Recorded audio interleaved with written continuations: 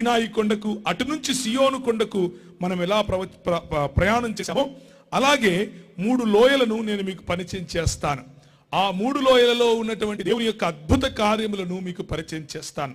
ఏ విధముగా మీరు తలలుగా ఉండటానికి ప్రభు పిలిచాడో అలా తలలుగా ఉండకుండా ఉండటానికి చేసేందుకు ఈ అపవాది తంత్రములను కుతంత్రములను ఏ విధంగా ఎదిరించటానికి ప్రభు మిమ్మల్ని పిలిచాడు, ఎందుకని మీ భాగ్యం ఇంత గొప్పది అన్న విషయాన్ని, పెంట కుప్పల మీద పడి ఉన్న మనలను ఎందుకని ఆయన తన నెత్తిన మోసుకుంటూ తిరుగుతున్నాడు అన్న విషయాన్ని కూడా మనం గమనిస్తాం. యోవేలు గ్రంథము 3వ అధ్యాయము.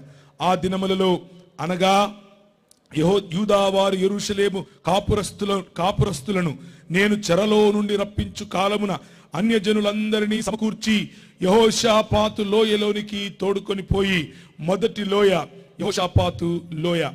ఆ తరువాత 18వ వచనము, ఆ దినమందు పర్వతముల నుండి క్రొత్త ద్రాక్షారసము పారును, కొండలలో నుండి పాలు ప్రవహించును, యూదా నదులన్నిటిలోనూ నీళ్లును పారును, నీటి ఊట యెహోవా మందిరములలో ఉబికి పారి షిత్తీము లోయలో తడుపును. ఇది 2వ లోయ, షిత్తీము లోయ. మెల్లిమెల్లిగా ఒక లోయ తరువాత ఇంకొక లోయను అర్థం చేసుకునే ప్రయత్నం చేద్దాం. సమయము ఉన్నదో వీలైనంత వివరంగా చెప్పే ప్రయత్నం చేస్తాను కనుక ఒకవేళ ఒక లోయనే మనం ఆగిపోయినా పర్వాలేదు, ఒక లోయనే సంపూర్ణంగా అర్థం చేసుకున్నా పర్వాలేదు. మన జీవితంలో ఈ లోయలో ఉన్న అనుభవాన్ని మనము తీసుకునే ప్రయత్నం చేద్దాం. ఒకానొక సమయంలో మనం గమనించాల్సినటువంటి విషయాన్ని చెప్పటానికి 40 రాత్రింబగళ్ళు వర్షం పడింది. ఆ 40 రాత్రింబగళ్ళ తరువాత అరరాత్ కొండపైన మనం దిగాం.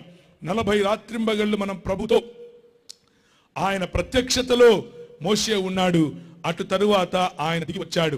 అలాగే 40 రాత్రింబగళ్ళు మార్కు సువార్త 1వ అధ్యాయంలో మనం చూసినట్లయితే మన ప్రభు అయినటువంటి యేసు క్రీస్తు ఉపవాసం ఉండి పరిశుద్ధాత్ముని చేత కొనిపోబడినటువంటి దృశ్యాన్ని మనం చూస్తాం.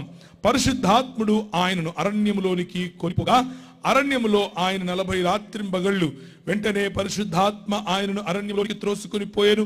ఆయన సాతాను చేత శోధింపబడుచు అరణ్యములో 40 దినములు అడవి మృగములతో కూడా ఉండెను, మరియు దేవదూతలు ఆయనకు పరిచర్య చేయుచుండి. ప్రియమైనటువంటి దేవుని సంఘమా, ప్రతి కొండ ఎక్కటానికి ఒక లోయలోనికి దిగవలసిన అవసరత ఉంది. ప్రతి కొండ పైన నిలబడటానికి ఒక లోయలో మనము దిగాల్సినటువంటి అవసరత ఉంటుంది. ఆ లోయలను అర్థం చేసుకుంటేనే కొండల యొక్క ఎత్తు మనకు అర్థమవుతుంది.